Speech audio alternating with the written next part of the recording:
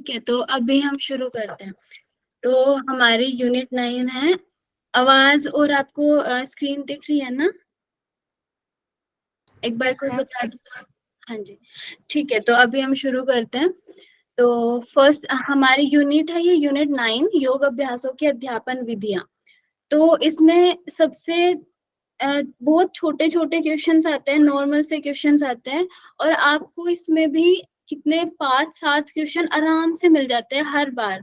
हर बारी के एग्जाम में आपको 5-7 क्वेश्चन इसमें आराम से मिल सकते हैं। तो इसके बेनिफिट यही है कि अगर आप इसको, एक छोटी सी बुक है, इसको पढ़ लोगे और उसमें से ही आपको उतने क्वेश्चंस मिल जाएंगे जो किसी एक बड़ी यूनिट में से मिलेंगे।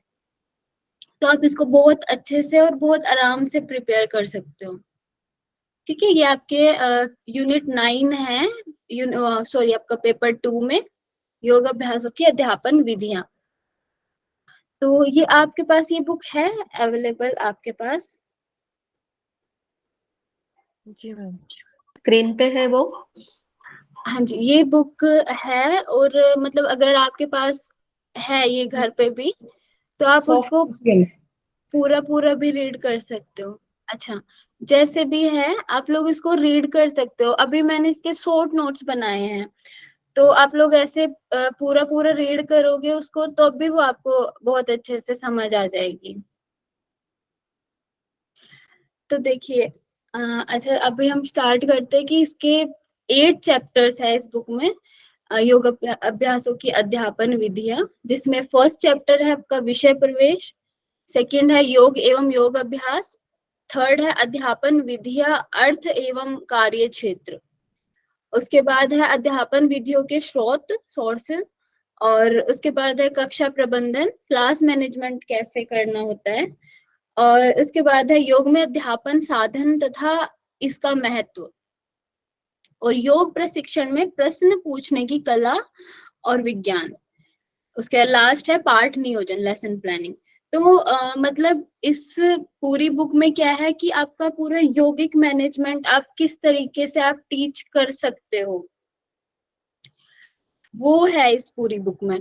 तो इसमें शुरुआत होगी जैसे विषय प्रवेश से, कैसे योग के बारे में शुरुआत से बताया जाएगा, थोड़ा उसकी डेफिनेशन बताई जाएगी, फिर उसकी विधियां बताई जाएगी।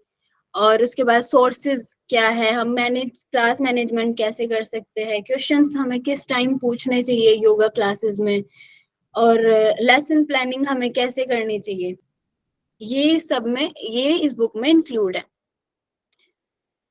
ठीक है, तो अभी हम इसका फर्स्ट चैप्टर से शुरुआत करते हैं। ये इसका थोड़ा सा हमने इंट्रो दे दिया।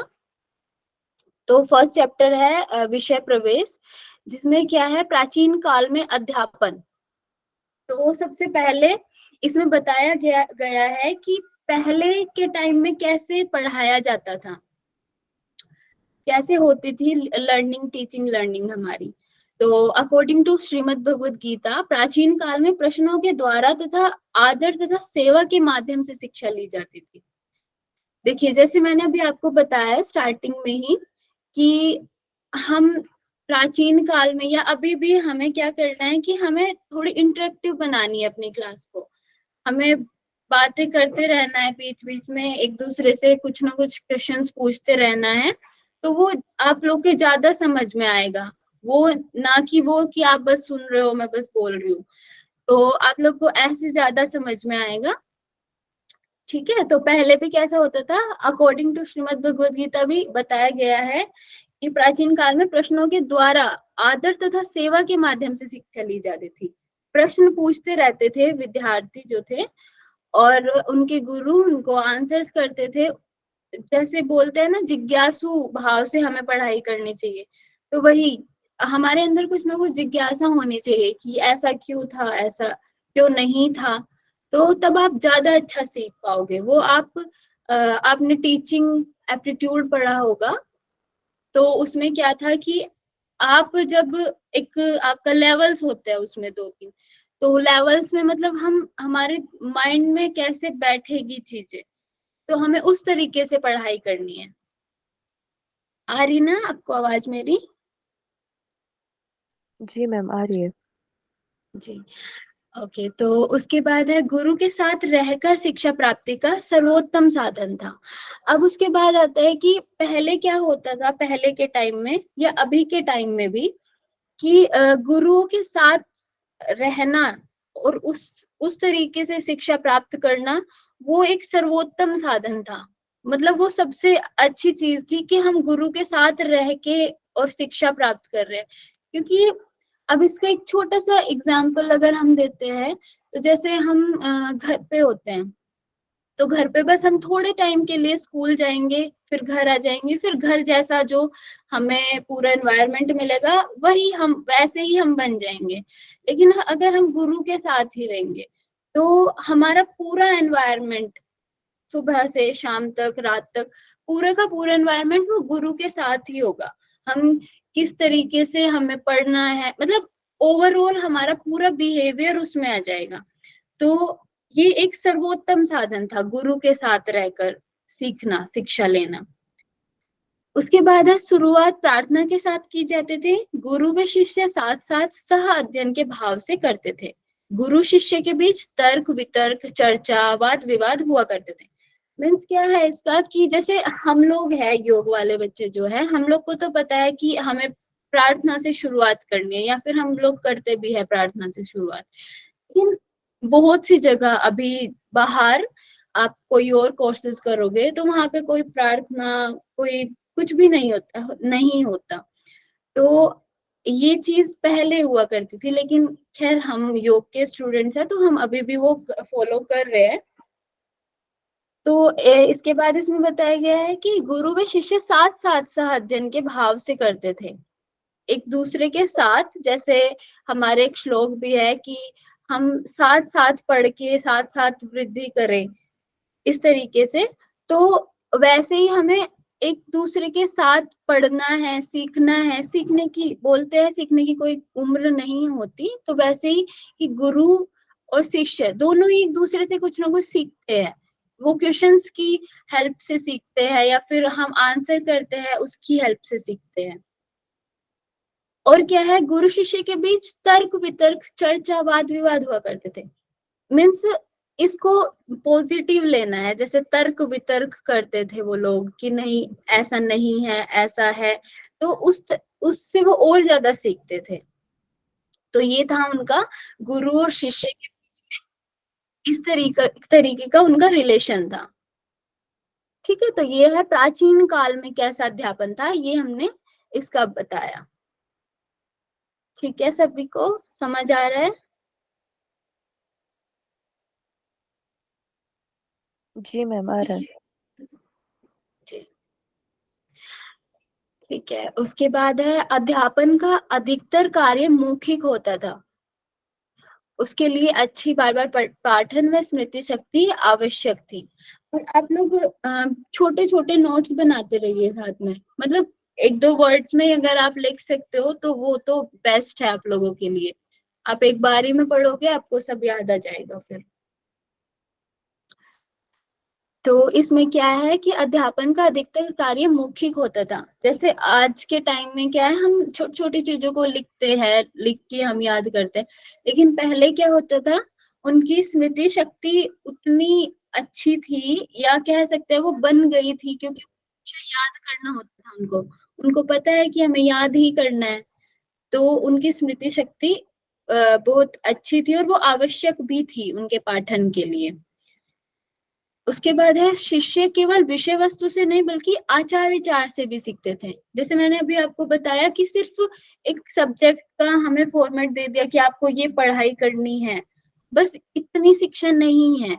उसमें क्या बताया गया है कि आचार विचार से भी सीखते थे, उनके बिहेवियर से। जैसे वो शिष्य जो थे, वो गुरु के साथ रहते थे, तो वो उनके बिहेवियर से, अपने जैसे उनके आचार्यगण करते थे, वैसे ही वो भी उनसे सीखते थे और करते थे साथ साथ में। उसके बाद है शिक्षा निशुल्क हुआ करती थी। पहले के टाइम में क्या था कि शिक्षा निशुल्क हुआ करती थी। आ, और आज आज के टाइम में तो आप लोगों को पता ही है। तो पहले क्या था कि शिक्षा निशुल्क होती थी, और स्मृति शक्ति आवश्यक थी। आचार विचार से सीखते थे। ये कुछ पॉइंट्स है। ठीक है, बाद में मैं आपसे इसके बारे में क्वेश्चन करूंगी, तो आप लोगों को आंसर देना है, ठीक है। उसके बाद है शिष्य की दृष्टिकोण से क्या है, प्रैक्टिकल क्लासेस के अध्ययन के लिए निरीक्षण, प्रदर्शन व अभ्यास की जरूरत होती है। तो ये बताया गया है कि जो शिष्य है, शिष्य की अगर हम शिष्य की साइड से देखें, तो जो प्रैक्टिकल क्लासेस होती हैं उसमें निरीक्षण, प्रदर्शन में अभ्यास की जरूरत होती है। निरीक्षण मतलब उसको चेक करना कि हमारे जो गुरु है उसको चेक कर रहे हैं कि हम ठीक कर रहे हैं कि नहीं कर रहे। प्रदर्शन वही जब हम किसी चीज को दिखाते हैं, प्रैक्टिस कर रहे हैं तो हम दिखा रहे हैं वो। और अभ्यास की जरूरत होती है। ये है शिष्य का दृष्टिकोण। उसके बाद है गुरु के दृष्टिकोण से अध्यापन हेतु त्रुटियों को सुधारना, पॉजिटिव काउंसलिंग, भूल करो और सीखो का महत्व है। मतलब जब हम कुछ अगर गुरु के दृष्टिकोण से हम देखते हैं तो ये है कि अध्यापन हेतु त्रुटियों को सुधारना, टीचिंग में या लर्निंग में गुरु का क्या रोल है। गुरु का रोल है त्रुटियों को सुधारना। आप जो गलत कर रहे हो या कुछ कुछ भी चीज को गलत कर रहे हैं तो उसको सुधारना, ये है गुरु का रोल अध्यापन में। उसके बाद है पॉजिटिव काउंसलिंग। मीन्स आपने जो भी किया, आप जो भी कर रहे हो, या फिर जैसे छोटी छोटी चीज पे हमें कुछ नेगेटिव बात आ गई बच्चों के मन में, तो उसको पॉजिटिव काउंसलिंग करके हमें उसको सुधारना है। ये है गुरु का रोल। उसके बाद है भूल करो और सीखो का महत्व है। मतलब गुरु क्या सिखाते हैं कि आप करो पहले एक चीज को, एक कोई भी उनको जैसे एग्जाम है या फिर कुछ भी छोटी छोटी प्रैक्टिसेस है, उसको करो, आप उससे ही सीखोगे। ये गुरु का रोल है। क्लियर है ये आप सबको? हेलो? जी मैम। बीच बीच में आप बोलते रहिए, नहीं तो मुझे लग रहा है कि बस मैं बोलते जा रही हूँ। ठीक है। Okay ma'am. जी मैम। हाँ जी। तो अभी उसके बाद आता है इसमें प्राचीन शिक्षा पद्धति और आधुनिक शिक्षा पद्धति, इन दोनों के बीच में डिफरेंशिएट किया है। ठीक है, तो सबसे पहले है प्राचीन शिक्षा पद्धति, जिसमें क्या है, छात्र की सीमित संख्या। प्राचीन समय में छात्र की सीमित संख्या होती थी कि हाँ इतने बच्चों को हमें पढ़ाना है तो इतनों को ही पढ़ाएंगे। लेकिन आधुनिक शिक्षा पद्धति में क्या हो गया, छात्र की असीमित संख्या, कितने भी बच्चे हो जाते हैं क्लास क्लास में, हाँ बस उनको पढ़ाना है। ये होता है आधुनिक शिक्षा पद्धति। ठीक है, उसके बाद है प्राचीन शिक्षा पद्धति। उसमें समय का बंधन नहीं था। जैसे अगर एक चीज को हमें सीखना है आज ही, तो वो सीखते रहेंगे लंबे टाइम तक। लेकिन आज के टाइम में क्या है, समय का बंधन अनिवार्य है। मतलब आपकी अगर 45 मिनट की क्लास है तो 45 मिनट्स की ही होगी। तो ये इसमें आधुनिक शिक्षा पद्धति, चाहे वो आपका टॉपिक कंप्लीट हुआ है कि नहीं हुआ है, बट वो अनिवार्य है समय का बंधन। उसके बाद आता है प्राचीन शिक्षा पद्धति में छात्र वर्ण वर्ग विशेष से संबंधित होते थे। तो इसको एक हम बोल सकते हैं कि ये गलत भी था, लेकिन ये बस हम पढ़ रहे हैं अभी कि इनमें डिफरेंशिएट क्या कर सकते हैं कि छात्र वर्ण वर्ग विशेष से संबंधित होते थे। जैसे कि राजा के बेटे, या फिर हम बोलते हैं कि कुछ ही वर्ग थे जो पढ़ सकते थे। लेकिन आज के टाइम में एकदम उल्टा है, वर्ण वर्ग का भेद नहीं है, कोई भी पढ़ सकता है, कोई भी शिक्षा ग्रहण कर सकता है। उसके बाद है वैचारिक गुणवत्ता का महत्व था। मतलब पहले जो था, आपके जो विचार है वो कैसे है उसका महत्व था। और आज के टाइम में क्या है, मार्क्स के आधार पर गुणवत्ता का आकलन होता है। ठीक है, ये है सॉरी ये था गलती से लिखा। तो इसमें क्या है कि मार्क्स के आधार पर गुणवत्ता का आकलन होता है। आजकल के टाइम में क्या है कि आपके अगर मार्क्स मार्क्स के आधार पे होगा, अगर ज्यादा है तो आप सबसे अच्छे हो, अगर कम है तो नहीं, आप एक बिल्कुल डम स्टूडेंट हो। तो ये आज की आधुनिक शिक्षा पद्धति में है। फिर उसके बाद है प्राचीन शिक्षा पद्धति में शिक्षा का उद्देश्य व्यक्ति का सर्वांगीण विकास था, मीन्स होलसम डेवलपमेंट। कि पहले जैसे हमने स्टार्टिंग से ही पढ़ा कि पहले वो पूरे टाइम टीचर्स के साथ रहते थे, या फिर उनका होलसम डेवलपमेंट होता था हर तरीके से, उनकी सारी डायमेंशंस का, फिजिकल, मेंटल, सोशल, इमोशनल, हर एक डायमेंशंस का उनका डेवलपमेंट होता था प्राचीन समय में। लेकिन आज के समय में बस वो एक व्यवसाय से जुड़ गया है, शिक्षा का उद्देश्य व्यवसाय से जुड़ गया है, मीन्स एक बिजनेस की तरह लोग शिक्षा को आज के टाइम में देख रहे हैं। तो ये है कुछ प्राचीन और आधुनिक शिक्षा पद्धति में डिफरेंसेस। आए आप लोग को समझ? जी मैम, आ गया। Yes ma'am. हाँ जी। तो एक और चीज मैं आपको एक छोटी सी बता देती हूँ इस बुक के बारे में। जैसे इसमें आपको खुद का लॉजिक कम यूज करना है, मतलब जो छोटे छोटे पॉइंट्स आपको लिखे हुए हैं इसमें, मैंने जो बताए आपको, उनको आपको ध्यान में रखना है। क्योंकि जब हम इसमें लॉजिक लगाएंगे तो हम थोड़ा उससे दूर हो जाएंगे जो इस बुक में वो बताने की कोशिश कर रहे हैं। कि जैसे हमें लगेगा कि नहीं ये तो नेगेटिव चीज है, जैसे मान लो ये है प्राचीन शिक्षा पद्धति में छात्र वर्ण वर्ग विषय से संबंधित होते थे, ऐसा है। तो आप जैसे अगर आज के टाइम में कोई क्वेश्चन पेपर आएगा, तो अगर ऐसा कुछ आया तो आप उसको थोड़ा ऐसे सोचोगे कि नहीं ये तो नेगेटिव पॉइंट है, आपको पॉजिटिव पे लगाना चाहिए आंसर, है ना। तो इसको क्या करना है, आपको इस बुक के अकॉर्डिंग आपको उसको याद रखना है चीज को। समझ रहे हो ना आप लोग मेरी बात? Yes ma'am. हाँ जी मैम, समझ गए। हाँ जी। तो इसको थोड़ा सा आपको इस तरीके से पढ़ना है कि ध्यान रखना है कि इस बुक में ऐसा दिया गया है। और इस बुक में से मैं आपको बता दूं तो इस बार भी, इस बार की एग्जाम में जब मैंने इस बार दिया था तो इस बार तो 6 बहुत आए क्वेश्चन, थे। हाँ जी बहुत मैम, क्वेश्चन 6-7 क्वेश्चन तो मुझे भी हाँ याद आए है थे मैम। इसके कि आए बहुत थे भी, आराम और से आए एज थे। इट इज आए थे मैम, बुक से एज इट इज आए थे, बुक से यूके हाँ हाँ जी मैम, यही विद कि ये इंटेलिजेंस। पूरे बुक से एज इट इज आता है। और इसको बहुत इजी है, आप इसको एक बार पढ़ोगे, एक बार फिर खुद से पढ़ोगे तो आप पूरे इसके क्वेश्चंस को कर सकते हो बहुत अच्छे से। ठीक है, तो ये आपका हो गया प्राचीन शिक्षा पद्धति और आधुनिक शिक्षा पद्धति के बारे में। उसके बाद आता है हमारा ये जो मैंने अभी आपको पूरा पढ़ाया, ये था आपका चैप्टर फर्स्ट।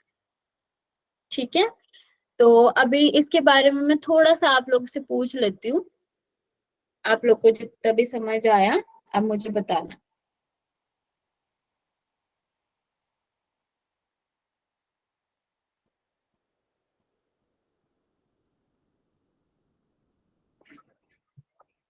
बोरिंग तो नहीं लग रही है ना क्लास आपको? No ma'am. नहीं मैम। जी ठीक है, तो अभी मैं थोड़ा सा पूछ लेती हूँ। जैसे शिष्य के दृष्टिकोण से इसमें 2-3 चीज बताई गई थी, आप लोग में से कोई बता सकते हो अभी मुझे? जी मैम, निरीक्षण, प्रदर्शन व अभ्यास। जी वेरी गुड। ठीक है, उसके बाद गुरु के दृष्टिकोण से भी कुछ बताया गया था कि उनका कैसा होना चाहिए रोल। त्रुटियों में सुधार करना, पॉजिटिव काउंसलिंग करना, भूल हाँ करो जी। वह सीखो। जी सीखना। हाँ। अब मुझे कोई बताएगा प्राचीन शिक्षा पद्धति और आधुनिक शिक्षा पद्धति के कोई 2 पॉइंट्स आप बताइए मुझे। प्राचीन शिक्षा में पद्धति छात्र में की छात्र की संख्या सीमित सीमित संख्या रहती है थी। और इसमें हाँ टाइम जी। बाउंडेशन नहीं था पहले, और कास्ट था, कास्ट में और पोजीशन, वर्ग और जाति हम्म भेद था, और हम्म वैचारिक गुणवत्ता पे बल दिया गया था, और सर्वांगीण विकास पे था प्राचीन काल में, जी प्राचीन शिक्षा पद्धति में। आधुनिक शिक्षा पद्धति में इसका अपोजिट जो है, छात्रों की संख्या अनलिमिटेड है, नंबर्स का कोई नहीं है, टाइम बाउंडेशन है अभी आधुनिक शिक्षा पद्धति हम्म में। और अभी भी, और भी जो मार्क्स इम्पोर्टेंट रखता है। जी जी जी बिल्कुल। अच्छा, इसमें कितने मैम चैप्टर्स आपको मैंने? जिसे पूछना हो ना तो उनका नाम ले हाँ लीजिए जी, आप, फिर ज्यादा केओस नहीं होता। अच्छा आप ठीक है। नाम ले लीजिए तो वो आंसर करेंगे। एक्चुअली मुझे आप लोग मुझे देख नहीं रहे हो, तो तब ऐसा हो रहा है। मैं 1 मिनट में करती हूँ ऐसा।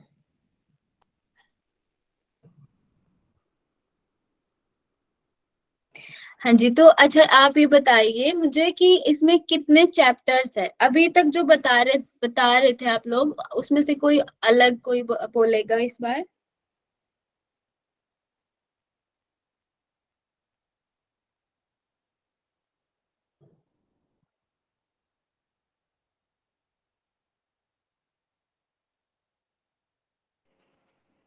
मैम 8 चैप्टर बताए थे आपने। हाँ जी, 8 चैप्टर्स है इसमें। ठीक है, मतलब आप लोग को इतना ये सब कुछ क्लियर हो गया है ना?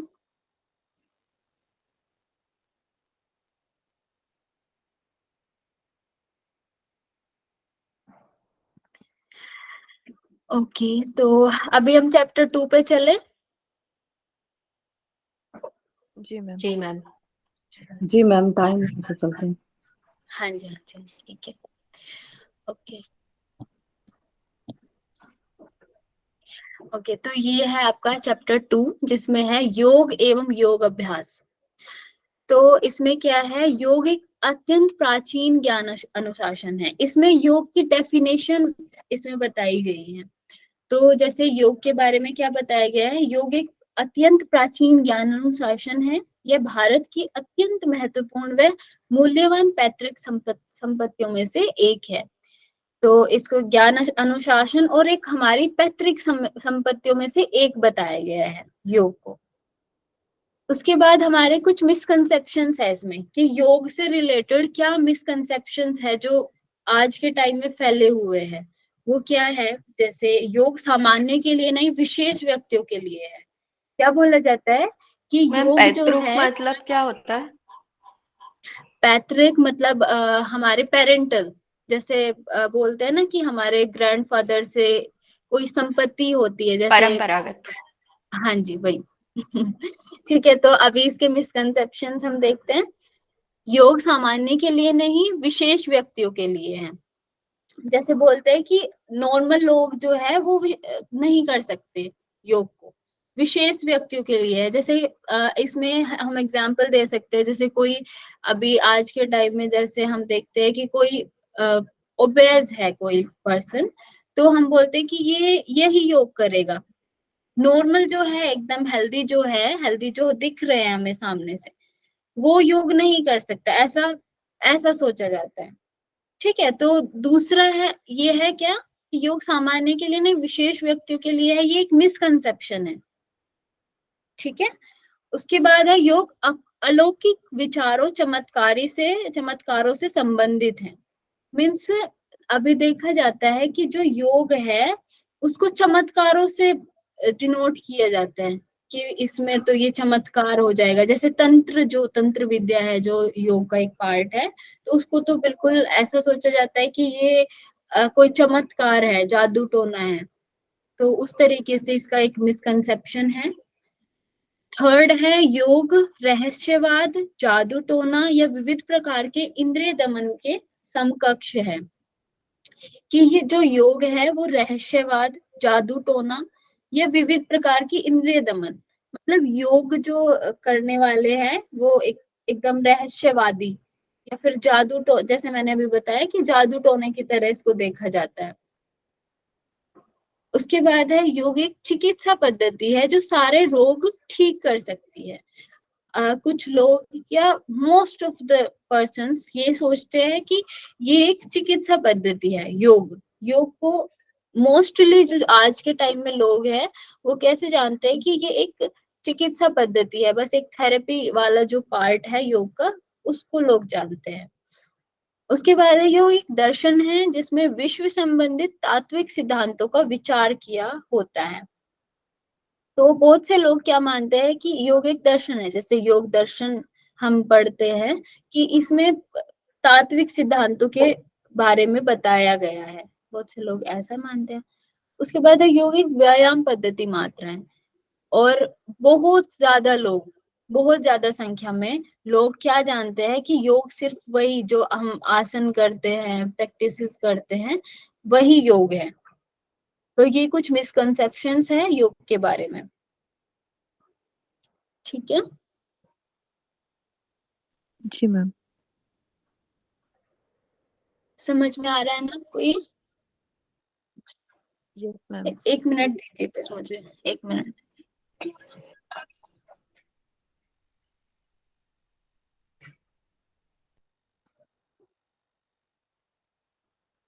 Sorry to disturb. हाँ जी, तो अभी हमने मिसकंसेप्शंस इसके कर लिए। उसके बाद हम आते हैं योग की डेफिनेशन पे। तो जो योग शब्द है युज धातु से बना है। हमने स्टार्टिंग से ही, जब से हमने योग के बारे में पढ़ा है, उसमें हमने स्टार्टिंग से शुरू करते हैं तो युज धातु से बना है, हम यही पढ़ते हैं। योग शब्द युज धातु से बना है, जो साध्य और साधन दोनों रूपों में प्रयुक्त है। ठीक है, मतलब ये एक साधन भी है। जैसे अगर हम इसको इस तरीके से समझ सकते हैं, साध्य एक तरीका है और साधन मतलब ये हमें कुछ दे भी सकता है और ये हमारा साधन भी बन सकता है कि हम इसके थ्रू कुछ अपना अर्न कर सकते हैं। इस तरीके से हम इन दोनों को चीजों को समझ सकते हैं। दोनों रूपों में प्रयुक्त है। साध्य के रूप में योग व्यक्तित्व के समाकलन, मतलब किसी भी पर्सन के इंटीग्रेशन के लिए, उसके आकलन के लिए हम योग को साध्य के रूप में रख सकते हैं। और दूसरा साधन, मेथड के रूप में भी हम इसको यूज कर सकते हैं योग को। तो हम दो चीज याद रखेंगे, योग साध्य और साधन दोनों रूपों में प्रयुक्त है। तो ये किसके अकॉर्डिंग है? ये इस बुक के अकॉर्डिंग है। अगर हमारा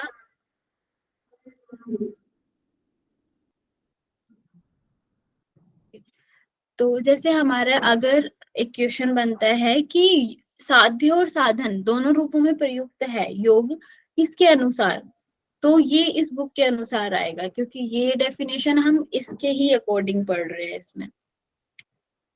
ठीक है, उसके बाद है विविध अभ्यासों को व्यवस्थित कर उन्हें एक अनुशासन का रूप दिया जाता है, तब ये योग पद्धति योग संप्रदाय जानी जाती है।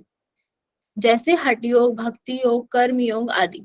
मतलब कुछ अभ्यासों को मिलाकर, कुछ अभ्यासों को हमने मिलाया, उनको एक व्यवस्थित रूप दिया और उस अनुशासन में मतलब उस तरीके से उसका एक पूरा पद्धति बना दी, मतलब एक बोल सकते हैं एक पूरी प्रोसेस बना दी, तो उसको हम हठ योग बोलते हैं। जैसे हठ योग जो है उसमें हमने कुछ आसन डाल दिए, सूर्य नमस्कार डाल दिया, कुछ आसन डाल दिए, अलग अलग स्टैंडिंग सुपाइन पोज सारे डाल दिए, तो वो पूरा का पूरा जो एक मॉड्यूल है उसको हम बोलते हैं हठ योग।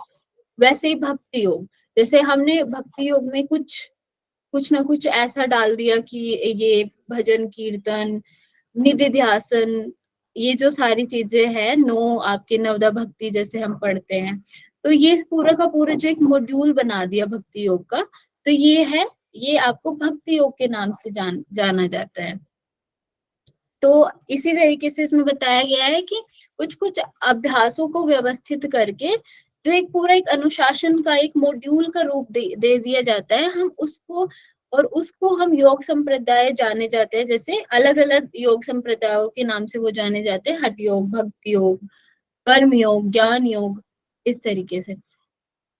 ठीक है, उसके बाद है समस्त योगिक अभ्यासों को इस प्रकार वर्गीकृत किया गया है। क्या क्या है वो? 6 तरीके से, इसमें 6 तरीके बताए गए हैं। फर्स्ट है आसन, इसमें शुरू होता है आसन से, आसन, प्राणायाम, बंध, क्रिया, ध्यान, और 6th है अभिवृत्ति प्रशिक्षण अभ्यास। तो आसन, प्राणायाम, बंध, क्रिया, ध्यान, ये तो आप लोग जानते हो, लेकिन जो इसमें एक अलग सा है, ये है 6th अभिवृत्ति प्रशिक्षण अभ्यास। ये जो हमारे यम नियम है हठ योग के या योग दर्शन के, जो यम नियम है, ये अभिवृत्ति प्रशिक्षण अभ्यास, इसमें दोनों आ जाते हैं, यम और नियम। तो इसको आप वर्डिंग से आप इसकी याद करोगे अभिवृत्ति प्रशिक्षण अभ्यास, लेकिन उसको समझने के लिए आप यम और नियम को समझ सकते हो। ठीक है, क्लियर है आप सबको ये? जी मैम। हाँ जी। अभी टाइम क्या हुआ है? 8:42। ठीक है, तो अभी का जो चैप्टर 2 में आप लोग को समझ में आया इतना? So, किसी को कोई डाउट है तो आप बताइए मुझे अभी। और साध्य एक बार बता दीजिए। साध्य और साधन। जी। हाँ जी।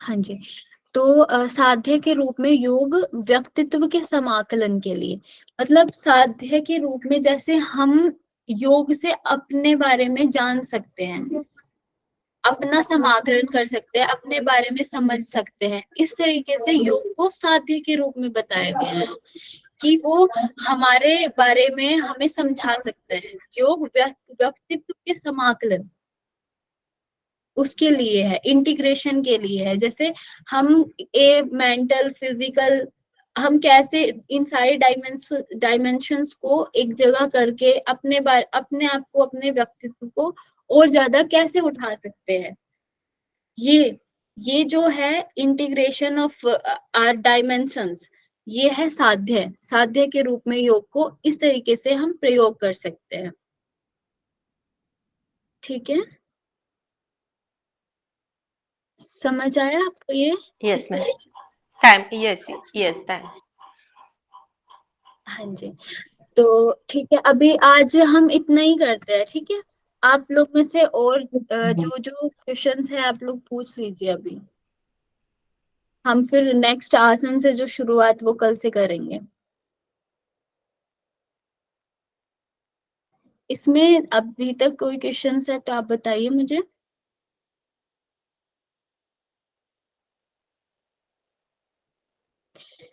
अच्छा, आप लोग के कोई क्वेश्चंस नहीं है तो मैं आपसे पूछ लेती हूँ। ठीक है,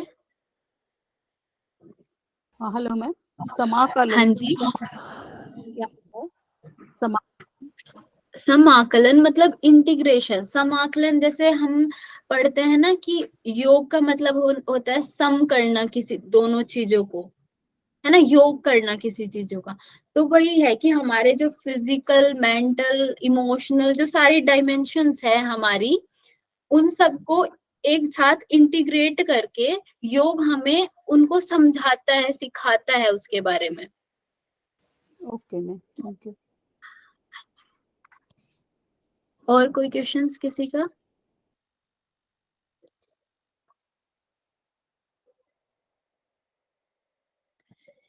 ठीक है, मैं आप लोग से मैम क्वेश्चन जैसे कि करने हम बोल सकते हैं, आपने बोला समाकलन माने इंटीग्रेशन, मतलब कि जैसे युज धातु हाँ का जी, अर्थ ही जोड़ना है, तो यानी कि शरीर, हाँ मन जी। को शरीर से, आत्मा से, इस तरह से हम्म, जोड़ना, ये होगा। हाँ, वो वही है, मतलब जोड़ना आप जिस तरीके से भी आप समझते हो अभी तक योग को, तो उसी तरीके से साध्य का मतलब वही है कि हमें जोड़ के और हमारे व्यक्तित्व को उठाना, वो उसका साध्य है योग का।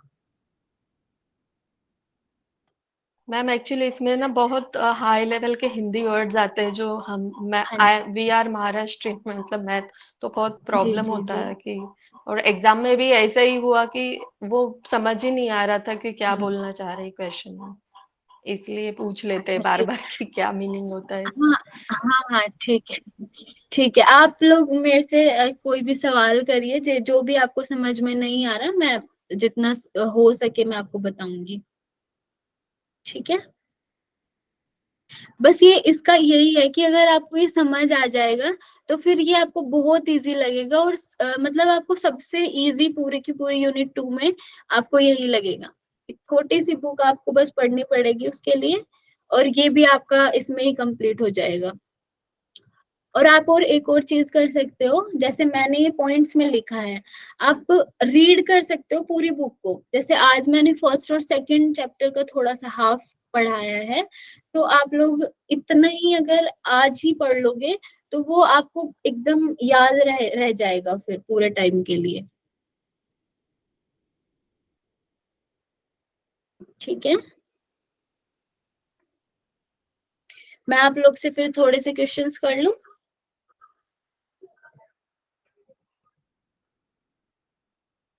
जी मैम। मैम साथ के साथ हम, हाँ जी, एक चीज बताना मुझे कि जो शिष्य के दृष्टिकोण से आपने बताया ना, तो हाँ जी, उसमें मुझे एक चीज समझ में आई कि प्रैक्टिकल क्लास के अध्ययन के लिए मतलब कि हम ठीक है प्रदर्शन करना स्टूडेंट करते ही हैं, अभ्यास भी वो करते ही हैं, बट निरीक्षण किस तरीके से, वो सेल्फ लेवल पे खुद का। निरीक्षण, हाँ जी, निरीक्षण सेल्फ लेवल पे भी हो सकता है। मतलब ये क्या बताया गया है कि जो शिष्य है उनका क्या रोल है ना। निरीक्षण, प्रदर्शन और अभ्यास। जैसे निरीक्षण मतलब हम सेल्फ, हाँ ये भी है, सेल्फ का भी कर सकते हैं। और मैम दूसरा जो, निरीक्षण तो ना गुरु के द्वारा भी किया जाता है ना, तो इस वजह से हम थोड़ा सा पूछ रहे हैं, क्योंकि निरीक्षण का काम तो गुरु करेंगे। हाँ जी, नहीं आपका बिल्कुल सही है गुरु आपका अगर सवाल। आसन बता रहे हैं तो हमको निरीक्षण करना पड़ेगा ना। कोई आसन बता रहे तो उसे अच्छे से ऑब्जर्व करेंगे तो ही शिष्य कर पाएंगे वो। ऐसे भी ले सकते हैं। हाँ, हाँ, इसको ये हम इस तरीके से ले सकते हैं, 2-3 तरीकों से। लेकिन इस बुक में अगर ये आता है क्वेश्चन, तो आप ये तीनों जो चीज है, इन चीजों को आपको याद रखना है। ठीक है, ये हम समझ सकते हैं 2-3 तरीके से कि हम खुद का सेल्फ निरीक्षण कर रहे हैं, या फिर हम उनको देख के तब उनका निरीक्षण करके तब हम अपने आप पे उसको फॉलो कर रहे हैं। तो इस तरीके से हम 2-3 तरीकों से ले सकते हैं इसको। ठीक है मैम। मैम ऐसे बोल सकते हैं ना, निरीक्षण यानी ऑब्जर्वेशन, ऑब्जर्वेशन, डेमोन्स्ट्रेशन एंड हाँ जी,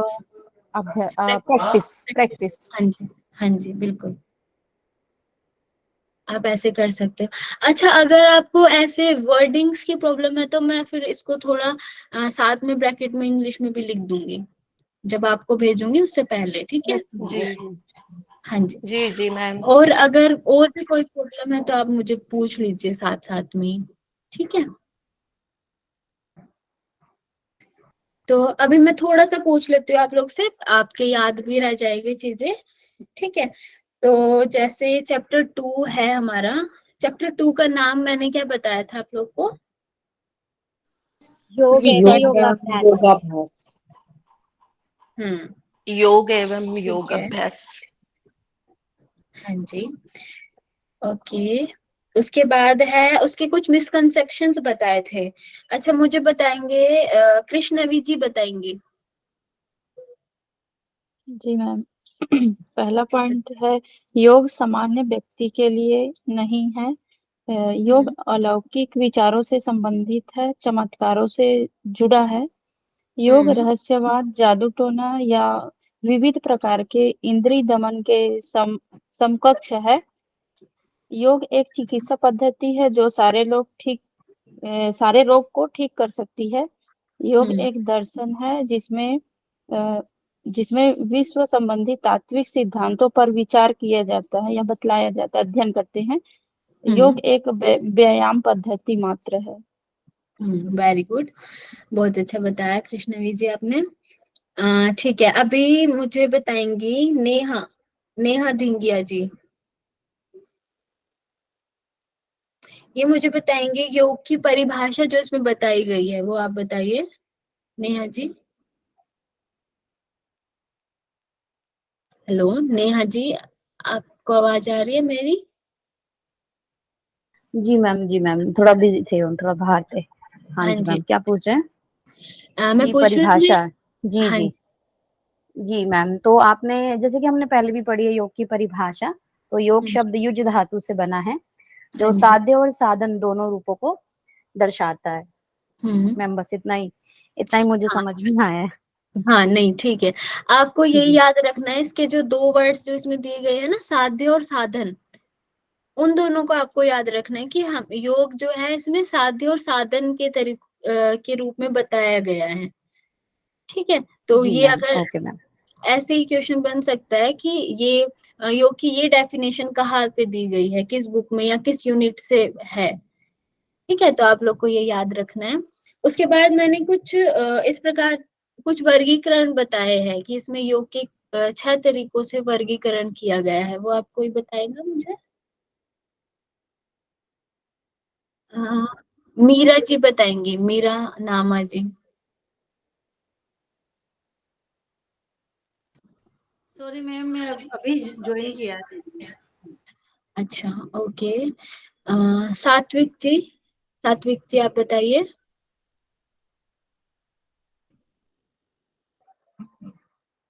हेलो। हाँ हेलो जी, जी। मैम, क्वेश्चन एक बार बोलिएगा। हाँ, क्वेश्चन ये है कि जो इसमें 6 तरीकों से वर्गीकरण किया गया है योग का, वो क्या है? 6 जो मैंने लास्ट में आपको बताए थे। जी मैम, वो था आसन था, हम्म। और उसमें था प्राणायाम, हाँ जी। षटकर्म था और हम्म। एक यम यम में आता है शिक्षण के कुछ आपने भी बताया था मैम, मैं थोड़ा सा स्किप कर रहा हूँ उसको। हाँ ठीक है। सात्विक जी आपने नोट्स नहीं बनाए साथ में? नहीं मैम, नोट्स नहीं बना पाया क्योंकि मैं काम में भी हूँ, तो अभी। अच्छा, ठीक है। तो बस मैंने इसलिए ही आपको बोला है कि आप छोटे छोटे अगर नोट्स बना लोगे साथ में तो आपको वो पढ़ने में भी और बताने में भी बहुत आसानी होगी। ठीक है, तो मैं आपको खुद से बता देती हूँ एक बार। फर्स्ट है आसन, प्राणायाम, बंध, क्रिया, ध्यान, और सिक्स्थ है अभिवृत्ति प्रशिक्षण अभ्यास। जी मैम। ठीक है। हाँ जी। तो अच्छा, आप मुझे बताइए कि आप लोग में से कितने लोगों ने साथ में नोट्स बनाए हैं? हैंड रेज करेंगे। राखी जी, रंजीता जी, प्रीति जी, हाँ लक्ष्य जी। अच्छा, ठीक है। तो आप लोग में से जितने ज्यादा लोग नोट्स बनाएंगे साथ में उतना ज्यादा अच्छा है, क्योंकि मैं साथ साथ में आपसे उसी टाइम क्वेश्चंस करूंगी, और हम कल की जो क्लास शुरू करेंगे उससे पहले भी हम पहले क्वेश्चंस करेंगे, उसके बाद हम नेक्स्ट क्लास शुरू करेंगे। ठीक है। Okay ma'am, thank. तो आज की क्लास हम इसे यहीं तक करते हैं, और आप लोग को आप लोग खुद से रीड करना एक बार, तो आपको और ज्यादा चीजें समझ में आएंगी बुक से। अगर किसी के पास बुक नहीं है तो कोई शेयर कर देगा, अगर जिसके पास भी है बुक एक बार आप शेयर कर देना ग्रुप में। ठीक है।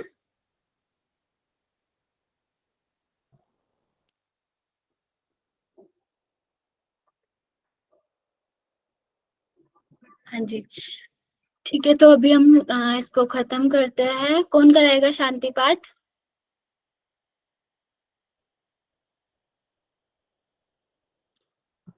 Most welcome. आप में से कौन कराएगा शांति पाठ?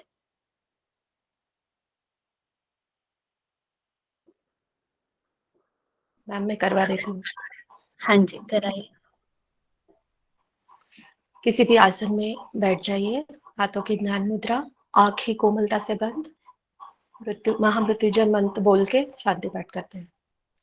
ओम त्र्यंबकं यजामहे सुगंधिं पुष्टिवर्धनम् उर्वारुकमिव बन्धनान् मृत्योर्मोक्षीयमामृतात्। आंखें धीरे से खोलेंगे, हाथों की ज्ञान मुद्रा छोड़ेंगे। Thank you. Hariom. Thank you सभी को। और जो जो काम दिया है वो सब करके लेके आएंगे। ठीक है, आप लोग को होमवर्क मिला है बहुत सारा। Okay. Okay ma'am, recording on है। ओके ठीक है, मैं ऑफ कर देती हूँ।